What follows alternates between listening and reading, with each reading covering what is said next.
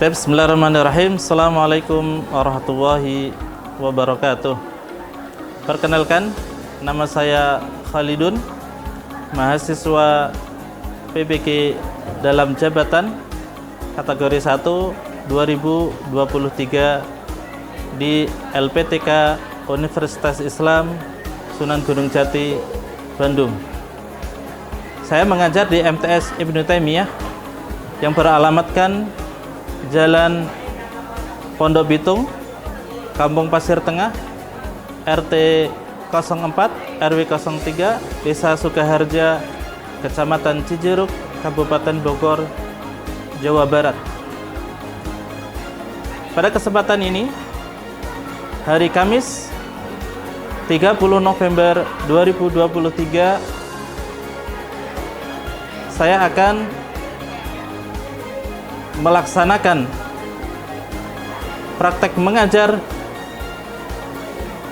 uji kinerja bidang studi sejarah kebudayaan Islam bab kelas 9, bab teori-teori masuknya Islam ke Nusantara. Demikian, semoga bermanfaat. Selamat menyaksikan. Assalamualaikum warahmatullahi wabarakatuh.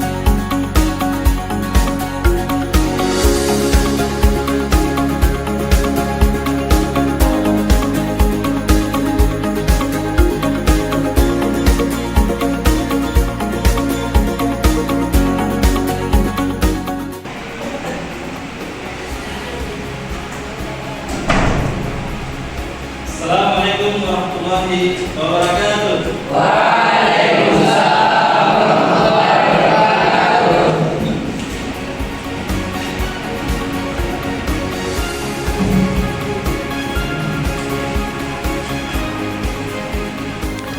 Bismillahirrahmanirrahim. Assalamualaikum warahmatullahi wabarakatuh.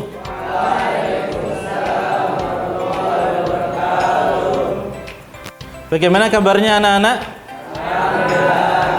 Alhamdulillah. Sehat semuanya? Sehat semuanya. Ya. Hari ini semua teman-teman antum hadir? Ada yang nggak masuk? Sakit? Ya, mudah-mudahan Allah Subhanahu wa taala memberikan kesembuhan. Anak-anak sekalian, sebelum kita mulai pembelajaran kita, terlebih dahulu kita membaca doa basmalah. Bismillahirrahmanirrahim. Berikutnya, Ustadz akan mengecek kehadiran antum semuanya, ya. Abdul Rashad Armadani, Abdul Afif, Ahmad Sabil Kurnia. Oh tadi ya, yang sakit Ahmad Sabil Kurnia, ya. Syafahullah. Ahmad Ilham Pandu, hadir. Ajnawir Sahindra Pangeran, Andi Muhammad Qayyum, Attar Arkan, Muhammad Zakwan Sarim, Naufal Hakiki, Radin Pratama, Rayyan Hamzah Musyaffa, Sagara Wicaksana, Ubaidah. Anak-anak masih ingat pelajaran pekan yang lalu? Masih. Pekan yang lalu kita bicara tentang apa?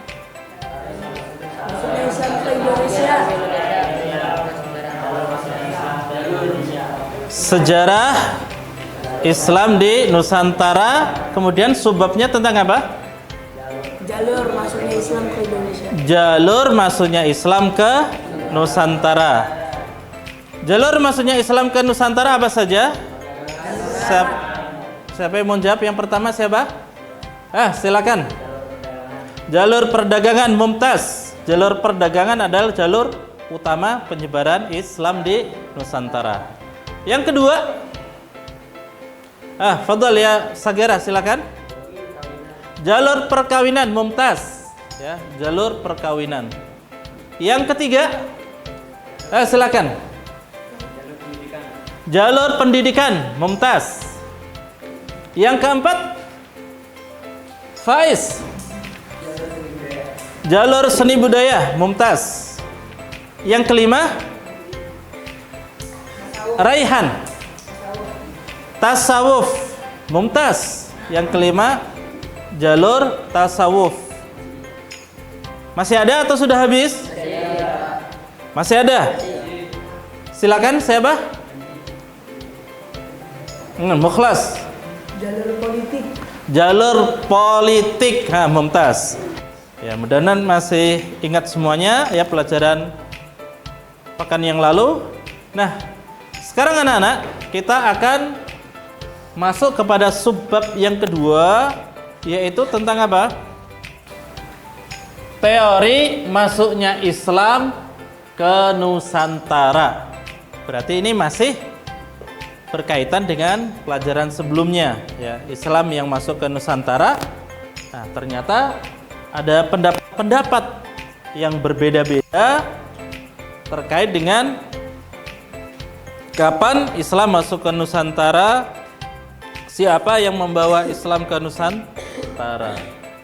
Apa yang akan kita pelajari lebih mendalam, yaitu tentang apa ini? Mengidentifikasi teori masuknya Islam ke Nusantara.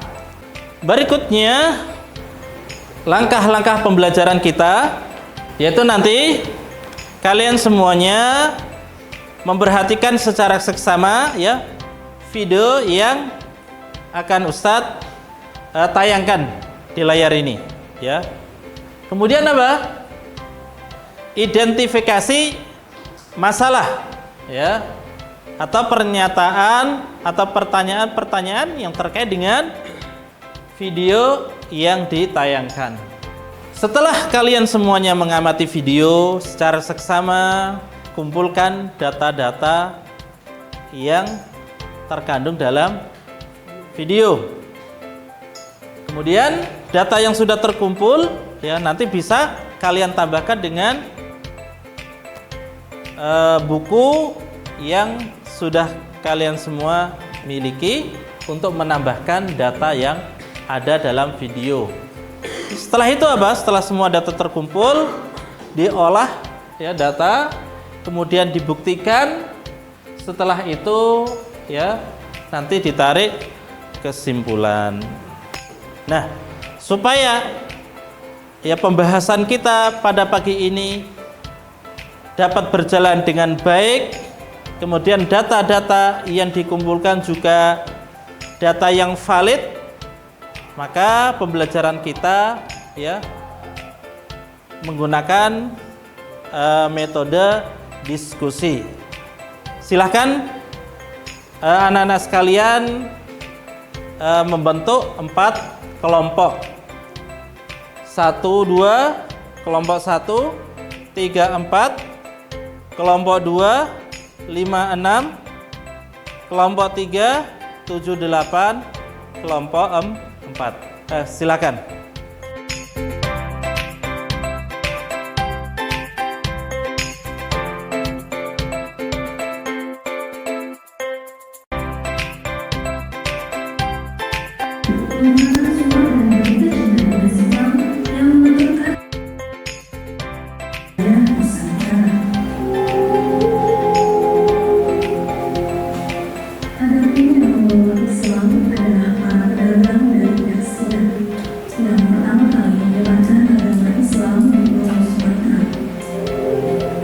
Teori ini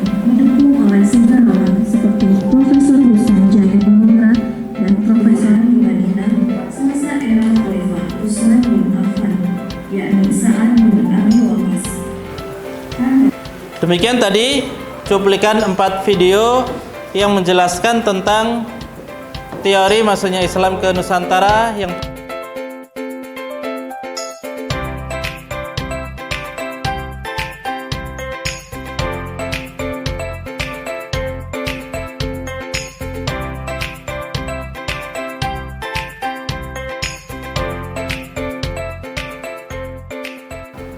Nah, anak-anakku sekalian, silakan ya masing-masing kalian mewakilkan satu orang ya untuk mempresentasikan hasil diskusinya.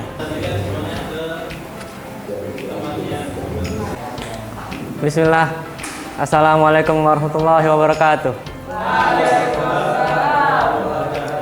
Perkenalkan, nama saya Ajenawir Syaindra Pangeran, mewakili kelompok 1 yang beranggotakan Iza Almer Safaras, Abdullah Afif, Naufal Hakiki, Hazim Hasan Sutami, Faiz Ridwan Aziz, dan Ahmad Ilham Samil. Saya akan menjelaskan teori Arab. Mendapat teori bahwa Islam masuk ke Indonesia pada abad pertama Hijriah atau abad ke-7 Masehi. Adapun Islam dibawa masuk oleh bangsa Arab, terutama bangsa Mesir.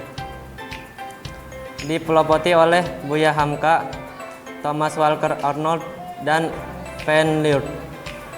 Pendapat teori bahwa Islam masuk ke dalam Indonesia pada abad pertama Hijriah atau bukti-buktinya pada abad ke-7 Masehi, tahun 674 Masehi, di pantai barat samudra sudah terdapat perkampungan Arab Islam dengan pertimbangan bahwa pedagang Arab sudah mendirikan perkampungan di Kanton sejak abad ke-4. Syukran. Assalamualaikum warahmatullahi wabarakatuh. Assalamualaikum warahmatullahi wabarakatuh. Perkenalkan, nama saya Muhammad Rehan Aldevan. Saya mewakili kelompok 2 yang beranggotakan Faiz Al-Fauji, Mukhlas Panji Lugas, Fatihar Dekari Aufa, Muhammad Zakwan Sorim, dan Atar Arkan.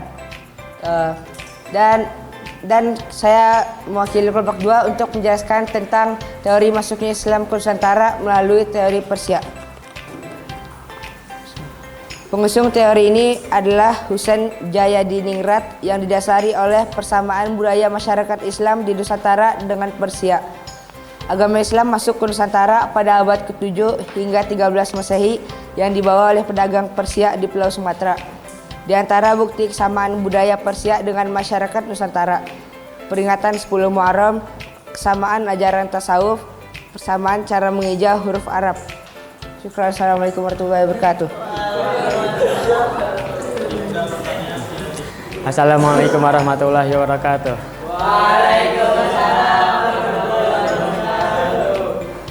Perkenalkan, nama saya Haris Abdillah dari kelompok 3 yang beranggotakan Ubaidah, Fatan Abdurrahman Gozi, Rani Hamzah, Raden Pratama, Muhammad Latif Farhat, dan saya sendiri.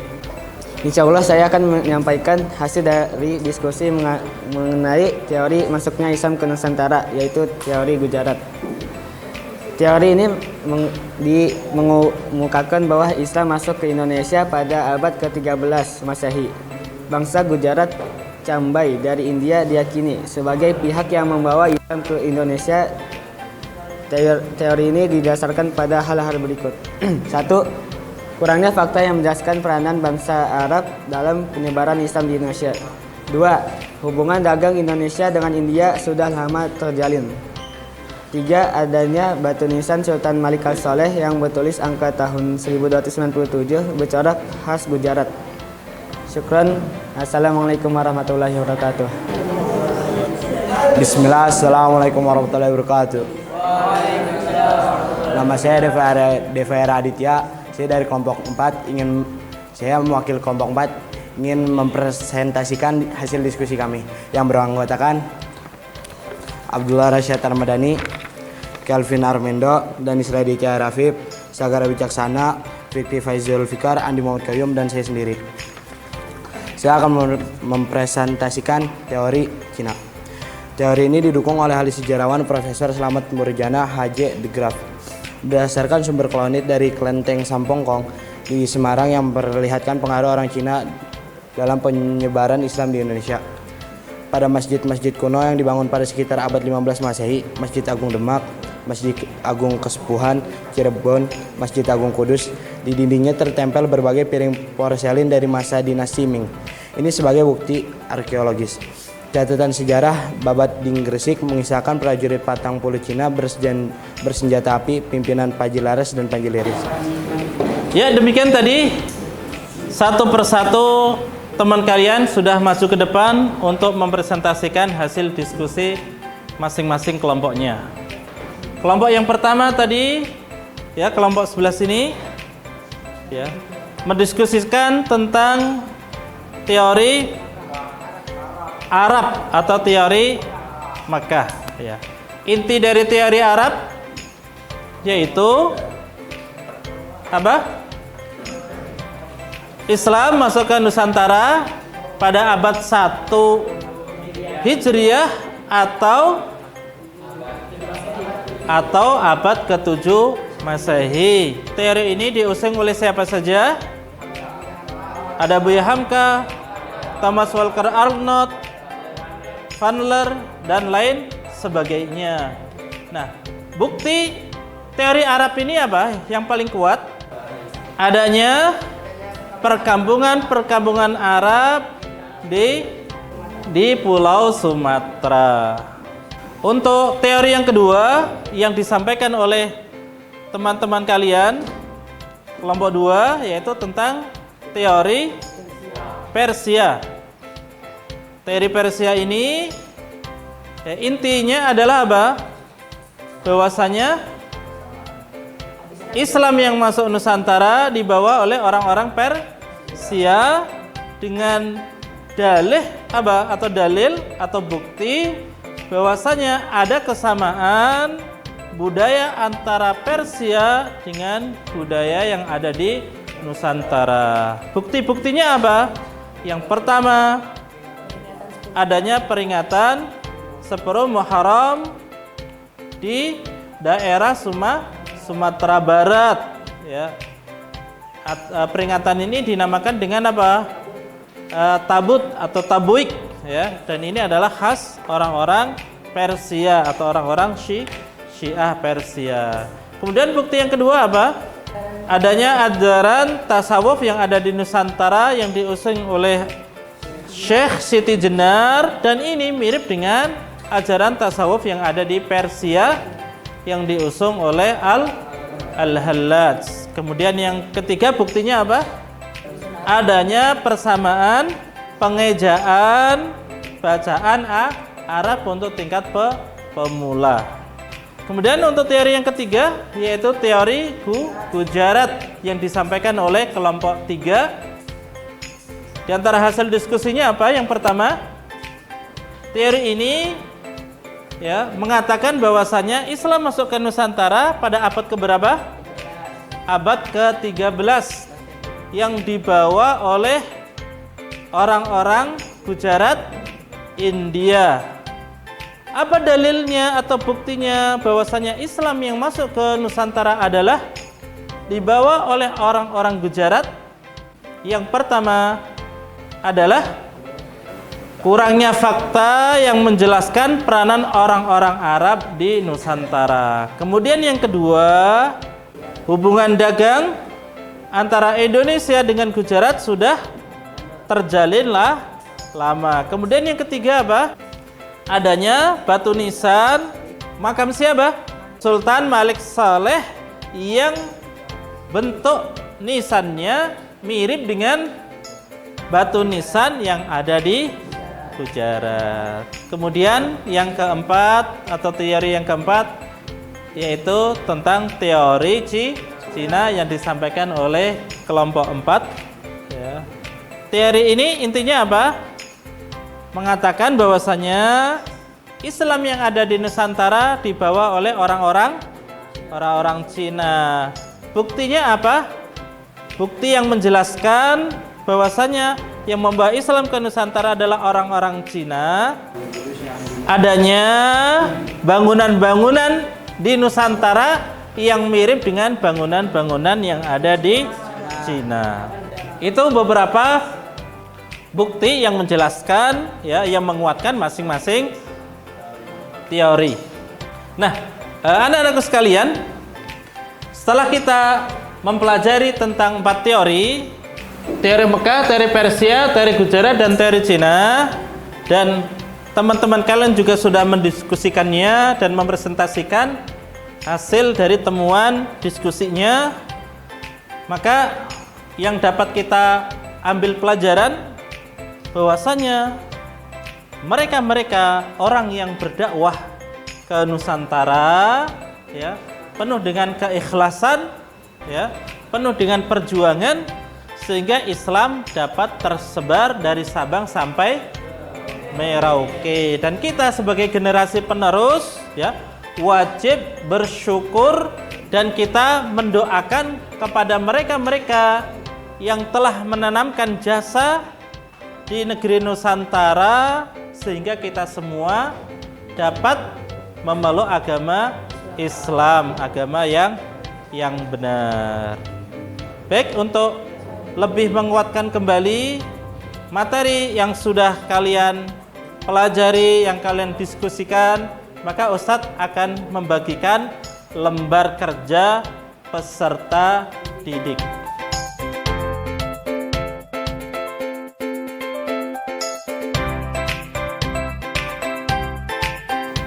Demikian pembelajaran kita pada siang ini.